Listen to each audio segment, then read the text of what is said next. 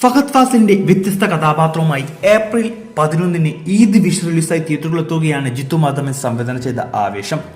കഴിഞ്ഞ വർഷത്തെ ഏറ്റവും വലിയ ഹിറ്റ് ചിത്രങ്ങളിൽ ഒന്നായ രോമാഞ്ചത്തിന് ശേഷം ജിത്തു മാധവൻ സംവിധാനം ചെയ്ത ചിത്രം എന്ന നിലയിൽ വലിയ ഹൈപ്പാണ് ആവേശത്തിനുള്ളത്.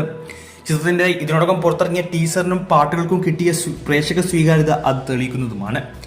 കോളേജ് പിള്ളേരും അവരെ സഹായിക്കാനെത്തുന്ന ഗുണ്ടയുടെയും കഥ പറയുന്ന ആവേശം രോമാഞ്ചം സിനിമ പോലെ തന്നെ റിയൽ ലൈഫ് സംഭവങ്ങളിൽ നിന്ന് പ്രചോദനം ഉൾക്കൊണ്ടാണ് ഒരുക്കിയിരിക്കുന്നത്.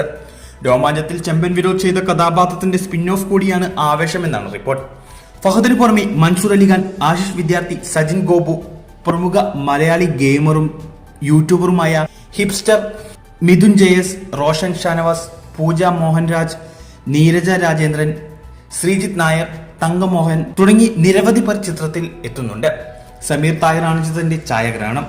രോമാഞ്ചത്തിലെ ഹിറ്റ് കൂട്ടുകെട്ട് ആവർത്തിച്ചുകൊണ്ട് വിനായക് ശശികുമാറിന്റെ വരികൾക്ക് സുഷിൻ ശ്യാമാണ് സംഗീതം പകർന്നിരിക്കുന്നത്. പ്രേക്ഷകരിൽ നിന്നും നിരൂപകരിൽ നിന്നും പോസിറ്റീവ് റിപ്പോർട്ട്സുകൾ ലഭിക്കുകയാണെങ്കിൽ ഫഹദിന്റെ കരിയറിലെ ഏറ്റവും വലിയ വിജയ ചിത്രമാകും ഇത്.